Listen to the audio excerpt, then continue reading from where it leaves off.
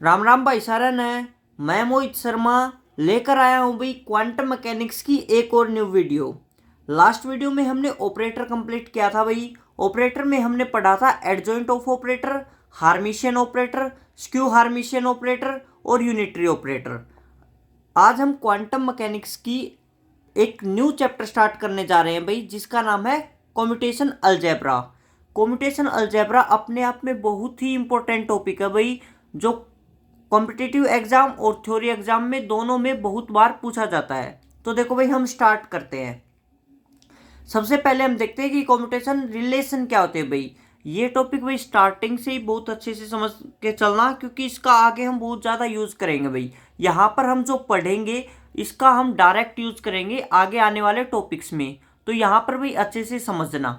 तो देखो, commutation relation of two operator A and B is define as. सबसे पहले हम देखते हैं कि जो कॉम्यूटेशन रिलेशन होता है उसको डिफाइन कैसे करते हैं। उसको डिफाइन करते हैं भाई लार्ज ब्रैकेट में। ठीक है, हमारे पास क्या है, लार्ज ब्रैकेट है, उसके अंदर हमारे पास टू ऑपरेटर ए और बी, दोनों के बीच में क्या कोमा है। ठीक है, ए ऑपरेटर कोमा बी ऑपरेटर, उसको लार्ज ब्रैकेट में क्लोज कर रखा है। तो इसको जब हम ओपन करते हैं तो कैसे ओपन किया जाएगा, A operator B operator minus B operator A operator, या मैं बोल सकता हूँ A cap B cap minus B cap A cap. इसको ऐसे ओपन किया जाता है भाई। सबसे पहली बात ये याद रहना चाहिए कि कॉम्यूटेशन रिलेशन को कैसे ओपन किया जाता है। ठीक है, इसको गलती से भी ऐसे मत लिख देना भाई कि B cap A cap minus A cap B cap, ये बिल्कुल गलत हो जाएगा भाई। ठीक है, ए कैप बी कैप है तो ए कैप बी कैप ही लिखना है। इसको आप ये नहीं लिख सकते कि बी कैप ए कैप। ये क्वांटम मैकेनिक्स का रूल है, हम जैसे लिखवा रहे हैं वैसे ही लिखना है, अपनी मर्जी से कुछ भी नहीं लिखना है भाई।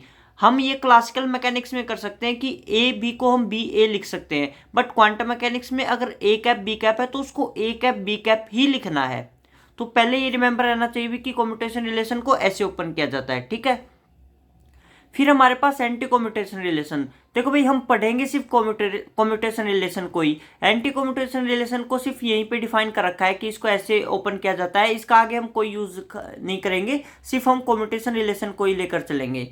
तो हमारे पास जैसे एंटी कॉम्यूटेशन रिलेशन है, उसको कैसे रिप्रेजेंट किया जाता है, ए कैप और बी कैप को मिडिल ब्रैकेट के अंदर रिप्रेजेंट किया जाता है। ये कैसे ओपन होता है, A cap B cap plus B cap A cap, इसको ऐसे रिप्रेजेंट किया जाता है। इसमें माइनस आता है, इसमें क्या आता है, प्लस आता है। ठीक है, तो सबसे पहले भी मैं एक एग्जांपल से समझाता हूं कि हमारे पास जो कॉम्यूटेशन रिलेशन है उसको कैसे ओपन किया जाता है।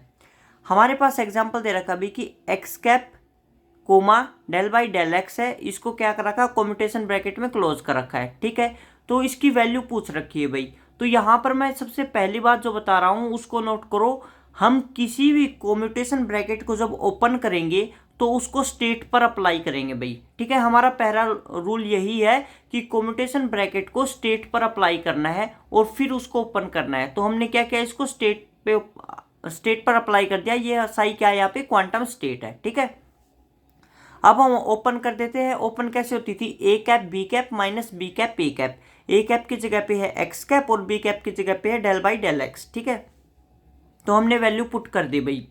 अब हमारे पास क्या किया, हमने जो हमारे साई है उसको हम अंदर लेके गए।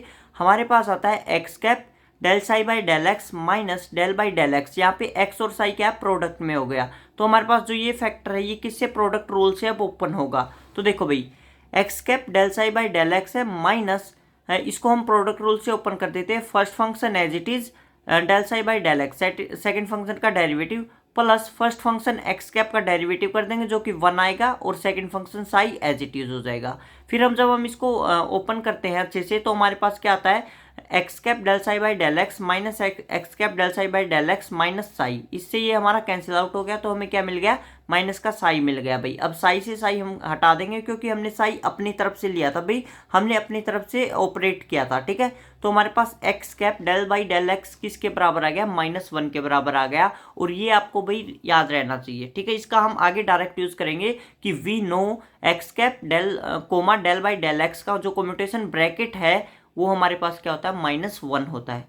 सिमिलरली अगर हमारे पास मान लो एक्स की जगह पे पी एक्स होता कोमा, और हमारे पास यहाँ पे डेल बाई डेल एक्स की जगह क्या होता है, del by del P X. ठीक है, अब यहाँ पे पी एक्स क्या है, पी एक्स रिप्रेजेंट कर रहा है कि मोमेंटम है वो सिर्फ एक्स डायरेक्शन में है। ठीक है, मोमेंटम सिर्फ एक्स डायरेक्शन में है। तो इनका जो कम्यूटेशन होता है वो भी क्या आता है, -1 ही आता है। ठीक है, अगर यहाँ पर होता मान लेते हैं T comma del by del T होता, वो भी किसके बराबर आता, -1 के बराबर ही आता। ठीक है, तो ये रिमेंबर रहना चाहिए भी कि हमारे पास जो ये रिलेशन होती है वो किसके इक्वल होती है, -1 के इक्वल होती है। अब हमारी जो सेकंड कंडीशन है वो है भाई कि जो हमारा कम्यूटेशन ब्रैकेट है वो हमें बताता क्या है। ठीक है, उससे हमें मतलब क्या पता चलता है, हम इसको क्यों पढ़ते हैं। तो देखो भाई, जो कम्यूटेटर है, commutator tells him two observables can be measured in the same time और नोट। टू ऑब्जर्वेबल, ये कह रहा है कि अगर हमारे पास टू ऑब्जर्वेशन हो रही है भाई, तो हमारे पास जो कम्यूटेटर है वो हमें बताता है कि जो दोनों ऑब्जर्वेशन है हम सेम टाइम पे मेजर कर सकते हैं या नहीं कर सकते हैं। यही बात हमें हाइजेनबर्ग अनसर्टेनिटी प्रिंसिपल से भी पता चलती है भाई कि हमारे पास जो पोजीशन और मोमेंटम है अगर वो एक ही पर्टिकुलर डायरेक्शन में है तो हम उन दोनों को एट ए टाइम मेजर नहीं कर सकते। मतलब अगर हम पोजीशन को बिल्कुल एक्यूरेट मेजर कर देते हैं तो हम वहां पर मोमेंटम को मेजर नहीं कर पाते, और अगर हम मोमेंटम को एक्यूरेट मेजर कर देते हैं तो हम पोजीशन को मेजर नहीं कर पाते। मतलब दोनों में अनसर्टेनिटी आती है भाई। ठीक है, और उसी अनसर्टेनिटी को कौन डिफाइन करता है, कम्यूटेटर डिफाइन करता है, जो कि हम पढ़ेंगे कि कैसे डिफाइन करता है। तो देखो, commutator define uncertainty between two operators. ठीक है, two operators are set to commute if their commutator is equal to 0। ये कह रहा है भाई कि हमारे पास टू ऑपरेटर को हम कोम्यूट कहेंगे यदि उनका कम्यूटेटर किसके बराबर आता है, 0 के बराबर आता है। ठीक है, मतलब both observable can be measured in the same time accurately. अगर हमारा जो कम्यूटेटर ब्रैकेट है अगर वो 0 के बराबर आ जाता है तो इस केस में हम कहेंगे हमारे पास जो ए और बी है वो एट ए टाइम मेजर किए गए हैं, वो भी बिल्कुल एक्यूरेटली 0 अनसर्टेनिटी के साथ। ठीक है, अनसर्टेनिटी का मतलब क्या है भाई कि हमारे पास हम उसको मेजर करने में हमारे पास कितना एरर आता है। ठीक है, लाइक हमारे पास मान लेते हैं एक पॉइंट ये है भाई, ठीक है, और एक पॉइंट ये है। अगर पार्टिकल इन दोनों के बीच में कहीं पे, अभी हमें ये नहीं पता कि इन दोनों के बीच में कहाँ पे है, लेकिन हमें ये जरूर पता है कि इन दोनों के बीच में ही है, तो मैं क्या कहूँगा यहाँ पर अनसर्टेनिटी कितनी है, यहाँ पर कहेंगे अनसर्टेनिटी डेल्टा एक्स है। ठीक है, ये क्या है, अनसर्टेनिटी है भाई। अगर मान लेते हैं ये हमारे पास पॉइंट बिल्कुल एक दूसरे के ओवरलैप कर जाए और पार्टिकल भी बिल्कुल इनके ऊपर ही हो, तो यहाँ पर डेल्टा एक्स कितना हो गया, 0 हो गया। इसका मतलब क्या होगा, यहाँ पर अनसर्टेनिटी कितनी आ गई, 0 आ गई। तो यहाँ पर रिमेंबर होना चाहिए भी कि हमारे पास अनसर्टेनिटी होती क्या है। ठीक है, इसी प्रकार मोमेंटम की होती हुई, अगर हमारे पास मोमेंटम का हमें एक्यूरेट नहीं पता है तो उसमें कुछ ना कुछ अनसर्टेनिटी होगी। अगर हमें बिल्कुल एक्यूरेट पता चल जाता है कि मोमेंटम यही होगा तो हम उसमें कहेंगे कि अनसर्टेनिटी इन मोमेंटम 0 होगी। ठीक है, आपको पता चल गया होगा कि अनसर्टेनिटी होती क्या है। तो देखो भाई, यहाँ पर बताया गया है कि अगर ए और बी 0 के इक्वल आता है, इन दोनों का जो कम्यूटेटर ब्रैकेट है वो अगर 0 के इक्वल आता है तो हम कहेंगे कि यहाँ पर हमारे पास दोनों operator at a time measure किए गए हैं। इन दोनों में जो अनसर्टेनिटी है मतलब डेल्टा ए और डेल्टा बी क्या है, 0 के इक्वल है। वो हम नेक्स्ट पेज पे बताते हैं कैसे। देखो यहाँ पर हमारे पास क्या आ गया था भाई, ए और बी क्या है, 0 हो गया। इसको हम कैसे ओपन करेंगे, ए बी माइनस बी ए बराबर 0 के इक्वल आ गया, तो ए बी किसके बराबर आ गया, बी के इक्वल आ गया।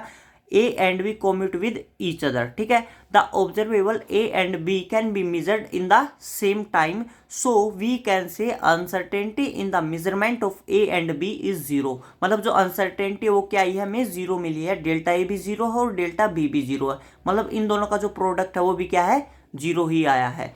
The operator A and B are not कोम्यूट।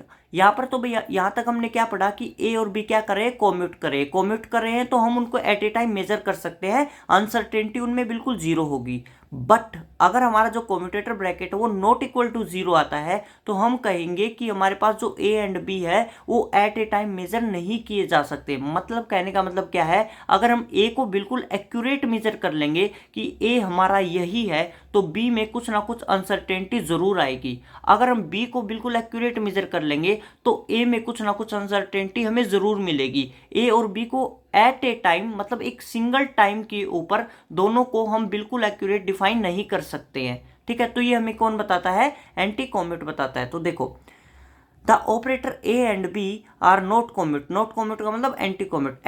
Anti कोम्यूटेटर नहीं भाई, नॉट कोम्यूट बोलना आपको। ठीक है, यहाँ पर मैंने एंटी कोम्यूट गलत वर्ड यूज कर दिया क्योंकि एंटी कोम्यूटेटर हमारे पास एक अलग क्वांटिटी है। The operator A cap and B cap are not commute with each other if their commutator are not equal to 0, मतलब both observable can not be measured accurately in the same time. अगर हमारे पास ये condition बनती है not equal to 0 की, इसका मतलब हम कहेंगे कि delta A not equal to 0 और delta B not equal to 0। मतलब हमारे पास ए में भी कुछ ना कुछ अनसर्टेनिटी है और बी में भी कुछ ना कुछ अनसर्टेनिटी है, ठीक है। मतलब हम उसकी पोजीशन को या मोमेंटम को एकदम फिक्स डिफाइन नहीं कर पाते। ये मैं हाइजेनबर्ग अनसर्टेनिटी प्रिंसिपल उठा रहा हूँ बार बार कि जो पोजीशन और मोमेंटम, क्योंकि हाइजेनबर्ग अनसर्टेनिटी प्रिंसिपल पोजीशन और मोमेंटम का ही रिलेशन होता है। मतलब हमारे पास क्या है, डेल्टा एक्स में भी कुछ ना कुछ जो पोजीशन है उसमें भी कुछ ना कुछ अनसर्टेनिटी है जिसको हम डेल्टा एक्स से रिप्रेजेंट करते हैं, और मोमेंटम में भी कुछ ना कुछ अनसर्टेनिटी है जिसको हम डेल्टा पी से रिप्रेजेंट करते हैं। तो यहाँ पर देखो हमारे पास delta A dot delta B भी नॉट इक्वल टू 0 आएगा। इन केस ऑफ, अभी एग्जाम्पल भी आ गया, in case of Heisenberg uncertainty principle delta X dot delta P X not equal to 0, क्योंकि हमें पता है भाई जो हाइजेनबर्ग अनसर्टेनिटी प्रिंसिपल है वो इस रिलेशन को फॉलो करता है, delta X dot delta P X always greater than equal to क्या होता है, एच कट बाई 2 होता है, ठीक है। ये कभी भी 0 के इक्वल नहीं होता। इसका मतलब हमारे पास जो एक्स पी एक्स है, ठीक है, एक्स पी एक्स का जो कम्यूटेशन ब्रैकेट है वो ऑलवेज नॉट इक्वल टू 0 आता है। इसकी एक्चुअल वैल्यू आयोटा एच बार होती है जो हम आगे डिफाइन करेंगे भाई, ठीक है। इसकी एक्चुअल वैल्यू क्या होती है, आयोटा एच बार होती है। तो ये ऑलवेज नॉट इक्वल टू 0 आएगा भाई। नॉट इक्वल टू 0 आने का मतलब क्या है कि पोजीशन और मोमेंटम को हम एट ए टाइम डिफाइन नहीं कर सकते। अगर ये 0 आ जाता तो हम कहते पोजीशन और मोमेंटम को हम एट ए टाइम डिफाइन कर सकते हैं, बट यहाँ पर क्या आ रहा है, नॉट इक्वल टू 0 आ रहा है। तो देखो position operator and momentum operator along x axis can not commute with each other. ये बात ध्यान रखना भाई, अलोंग एक्स एक्सिस, दोनों के दोनों एक्स एक्सिस में है, ठीक है। अगर हमारा मान लेते पोजीशन एक्स एक्सिस में हो और मोमेंटम वाई एक्सिस में है तो हम इन दोनों को मेजर कर सकते हैं at a single time. But अगर दोनों ही एक सिंगल डायरेक्शन में हो, पोजीशन भी एक्स एक्सिस में हो और मोमेंटम भी एक्स एक्सिस में हो, तो हम इन दोनों को एट ए टाइम डिफाइन नहीं कर सकते। तो हमारे पास ये क्या आ रहा है, can not commute with each other, that is position and momentum can not be measured accurately in the same time in the same direction. ये वर्ड जरूर याद रखना, इन द सेम डायरेक्शन, ठीक है भाई। हेंस देखो भाई, hence the uncertainty product of two observable can be define as. तो हमारे पास जो अनसर्टेनिटी का जो फॉर्मूला आया वो क्या निकल के आया भाई, इस फॉर्मूले का हम आगे बहुत ज़्यादा यूज करेंगे, तो ये रिमेंबर रखना भाई हमारे पास, ठीक है। हमारे पास आया delta A dot delta B बराबर होगा 1/2। डेल्टा ए ये कितना हो गया, 1/2। ये हमारे पास स्टार्टिंग में हम लिखेंगे ए और बी क्या है, हमारे पास दो ऑपरेटर है, उसका क्या करेंगे, कम्यूटेटर करेंगे, फिर उसका क्या करेंगे, एक्सपेक्टेशन निकाल देंगे, ठीक है। हमारे पास मतलब क्या है, expectation of commutator of A and B operator, ठीक है। हमारे पास स्टार्टिंग में क्या करेंगे, ए और बी का कम्यूटेटर निकालेंगे, फिर उसका एक्सपेक्टेशन निकाल देंगे, फिर क्या है 1/2 है। ये हमारे पास जो लार्ज ब्रैकेट दिख रही है आप लोगों को, ये कम्यूटेटर को रिप्रेजेंट नहीं करती है भाई, ये सिर्फ ऐसे ही मैंने लगा रखी है, ठीक है।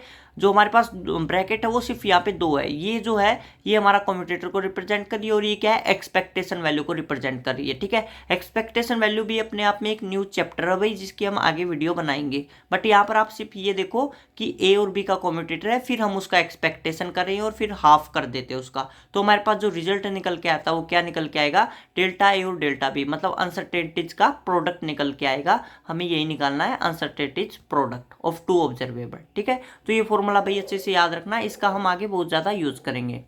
फिर आता भाई हमारे पास की जो अनसर्टेनिटीज है डेल्टा ए डेल्टा बी, उनको कैसे डिफाइन किया जाता है, उनको डिफाइन किया जाता है भाई, delta A is equal to हो जाएगा under the root expectation value of A square, expectation value of A square minus expectation value of A का स्क्वायर, ठीक है। यहाँ पर दोनों क्या अलग है, ये ए स्क्वायर की एक्सपेक्टेशन वैल्यू है और ये एक्सपेक्टेशन वैल्यू ऑफ ए का स्क्वायर है, ठीक है। मतलब स्टार्टिंग में हम क्या करेंगे, एक्सपेक्टेशन वैल्यू ऑफ ए निकालेंगे, फिर उसका स्क्वायर करेंगे। यहाँ पर क्या करेंगे, पहले हम ए स्क्वायर निकालेंगे, फिर उसका एक्सपेक्टेशन करेंगे, ठीक है। दोनों अपने आप में क्या है, अलग अलग टर्म है।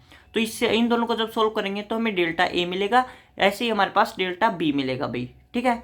तो if we apply the commutator on a wave function, ये मैंने पहले ही बता दिया कि हमारे पास जो कम्यूटेटर होता है वो हम किस पे अप्लाई करते हैं, वेव फंक्शन पे। अगर हमें किसी भी कम्यूटेटर की वैल्यू फाइंड आउट करनी है तो हम उसे वेव फंक्शन या क्वांटम स्टेट पर अप्लाई करते हैं। तो देखो, तो यहाँ तक भाई समझ में आ गया होगा अच्छे से। अब हमारे पास देखो हमने क्या किया, कम्यूटेटर को वेव फंक्शन पे अप्लाई किया, ए बी का जो कम्यूटेटर है उसको हमने साई पे अप्लाई किया इज इक्वल टू 0 है। इसको ओपन करो, A B minus B A into psi is equal to 0 हो गया। इस साई को अंदर लेके जाओ, A B psi is equal to हो गया, ए बी साई माइनस का B A psi is equal to है 0। तो यहाँ से हमारे पास क्या मिला, ए बी साई बराबर आ गया बी ए साई के। ऑर्डर ऑफ मेजरमेंट इनसिग्निफिकेंट, ये कह रहा भी जो ऑर्डर ऑफ मेजरमेंट है वो इनसिग्निफिकेंट है। इनसिग्निफिकेंट का मतलब क्या है, ये कह रहा कि हमारे पास जैसे 2 ऑपरेटर है तो हमने क्या किया, एक बार बी ऑपरेटर को साई पर अप्लाई किया, फिर हमें जो रिजल्ट मिला उस रिजल्ट पर हमने ए को अप्लाई कर दिया, ठीक है, ए ऑपरेटर को अप्लाई कर दिया, तो हमें जो वैल्यू मिलेगी वही वैल्यू, सेम वैल्यू एस इस केस में मिलेगी। मतलब अगर हम पहले ए को अप्लाई कर देते हैं, फिर हमारे पास जो रिजल्ट मिलता है उस पर हम बी ऑपरेटर अप्लाई करते हैं, तो हमारे पास दोनों में सेम वैल्यू आएगी। मतलब यहाँ पर हमने पहले बी को अप्लाई किया, फिर जो रिजल्ट आया उस पर ए अप्लाई किया, यहाँ पर हमने पहले ए को अप्लाई किया, फिर जो रिजल्ट हमें मिला उस पर हमने बी को अप्लाई कर दिया, तो हमें दोनों में सेम रिजल्ट मिलता है। Hence we can say A operator and B operator commute with each other, order of measurement insignificant. ये कह रहा है कि ए और बी यदि कॉम्यूट कर रहे हैं, रिमेंबर ए एंड बी अगर कॉम्यूट कर रहे हैं, उनका जो कम्यूटेशन ब्रैकेट है वो 0 के इक्वल है, तो ही हमारा जो ऑर्डर ऑफ मेजरमेंट होगा वो इनसिग्निफिकेंट होगा। ठीक है, ये मैंने बता भी रखा। अभी ए बी साई का क्या मतलब है, first we apply operator B on state psi and secondly apply operator A. और बी ए साई का क्या मतलब है, here firstly we apply operator A and secondly apply operator B. ठीक है, अब हम पढ़ेंगे भी कि प्रॉपर्टीज ऑफ कम्यूटेटर, हमारे पास जो कम्यूटेटर की प्रॉपर्टीज है वो क्या क्या होती है। पहली प्रॉपर्टी भाई एंटी सिमेट्री, मतलब हमारा जो कम्यूटेटर ब्रैकेट होता है वो एंटी सिमेट्री को रिप्रेजेंट करता है। मतलब ए बी का जो कम्यूटेटर है वो इक्वल होगा नेगेटिव ऑफ बी ए के कम्यूटेटर के। ठीक है, इसको प्रूव कर सकते हैं हम। हमने क्या किया, लेफ्ट हैंड साइड उठाया, ए बी का कम्यूटेशन ब्रैकेट है, इसको कैसे लिखेंगे, ए बी माइनस का बी ए लिख देंगे। ठीक है, यहाँ से हम क्या करेंगे, नेगेटिव कॉमन आउट निकाल लेंगे। नेगेटिव कॉमन निकालेंगे तो क्या लिखा जाएगा, बी ए माइनस का ए बी। ठीक है, क्या लिखा जाएगा, बी ए माइनस का A B. B A minus A B को क्या लिख सकते हैं, commutation bracket of B A लिख सकते हैं। नेक्स्ट पेज पे देखो भैया हमारे पास ये नेगेटिव साइन हमने ओपन लिया, तो B A minus A B को क्या लिख देंगे, commutation bracket of B A. ठीक है, फिर आता भाई लीनियरिटी। ये सारी प्रॉपर्टी भाई अपने माइंड में अच्छे से सेट कर लो। ठीक है, इनका हम डायरेक्ट यूज करेंगे।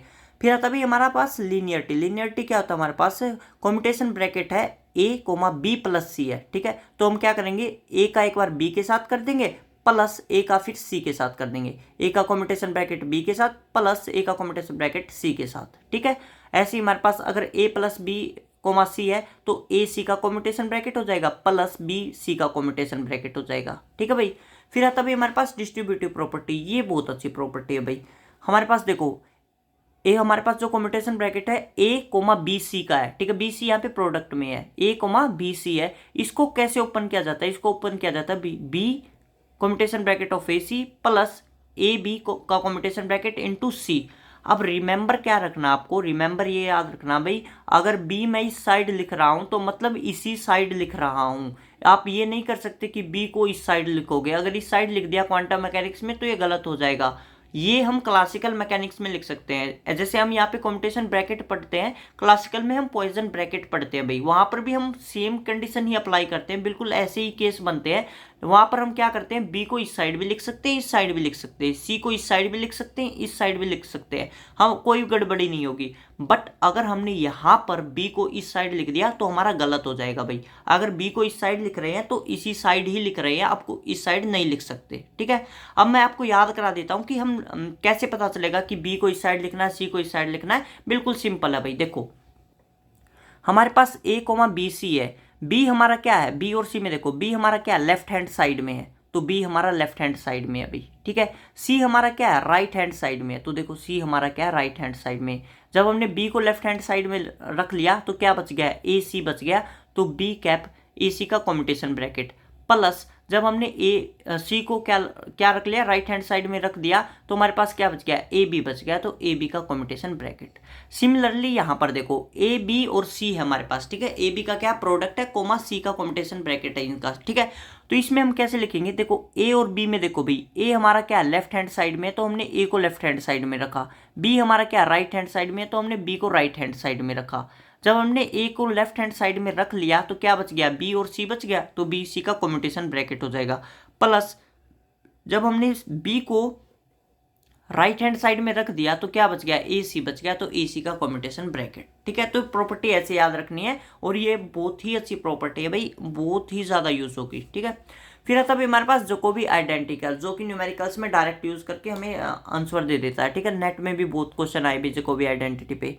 जैकोबी आइडेंटिटी में पहले बता देता हूँ कि हमारे पास ए बी सी साइक्लिक होना चाहिए भाई। ठीक है, ये कह रहा है कि हमारे पास ए है comma commutation bracket of B C है और फिर इस सारे का कम्यूटेशन ब्रैकेट है plus B comma commutation bracket of C A, फिर सारे का कम्यूटेशन ब्रैकेट है plus C comma commutation bracket of A B, फिर सारे का क्या है, कम्यूटेशन ब्रैकेट है। ये ऑलवेज इक्वल टू होता है जीरो के। Remember A B C cyclic होना चाहिए। देखो ए बी सी है साइक्लिक है, बी सी ए है ये भी साइक्लिक है, सी ए बी है ये भी क्या है, साइक्लिक है। तो इन तीनों का सम ऑलवेज क्या होगा, जीरो के इक्वल होगा।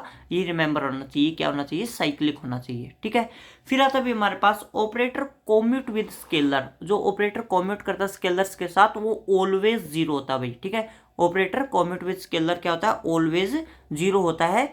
ये जीरो कैसे होता है, इसको आप ओपन करके देख सकते हो। ठीक है, क्या आएगा हमारे पास, ऑपरेटर ए और स्मॉल ए यहाँ पे क्या भाई कांस्टेंट है, ए क्या है, कांस्टेंट है यानी स्केलर वैल्यू है। तो ऑपरेटर ए इंटू ए माइनस ए इंटू ऑपरेटर ए तो स्केलर वैल्यू होगी, कांस्टेंट हो गई, तो ए माइनस ए ये क्या मिल जाएगा हमें, जीरो मिल जाता है। ठीक है, तो हमारे पास ये क्या होगा, operator commute with scalar, always scalar के साथ क्या मिलेगा, कोम्यूट मिलेगा। कोम्यूट मतलब commutation bracket equal to zero. ठीक है, फिर आता भाई हमारे पास Hermitian conjugate of a commutator. हमारे पास क्या है, अगर हम कम्यूटेशन ब्रैकेट का हार्मिशन कॉन्जुगेट कर देते हैं तो हमें क्या मिलता है, ये इंटरचेंज हो जाते हैं भाई। क्या हो जाता है, बी डैगर कोमा ए डैगर हो जाता है। आप इसको ओपन करके भी कर सकते हो। ठीक है, ये आगे मैंने न्यूमेरिकल्स में करा भी रखा है कि कैसे ओपन होता है, हम वहाँ भी कर सकते हैं। तो यहाँ पे हमारे पास ये याद रखो, सिर्फ क्या हो जाएगा, बी डैगर कोमा ए डैगर, ये इंटरचेंज हो जाते हैं। ठीक है, फिर आता भाई हमारे पास अगर हमारे पास दोनों सेम है, ठीक है, ए है तो भी इसका जो कम्यूटेशन ब्रैकेट होता है ऑलवेज जीरो होता है। आप इसको ओपन करोगे तो जीरो मिलेगा।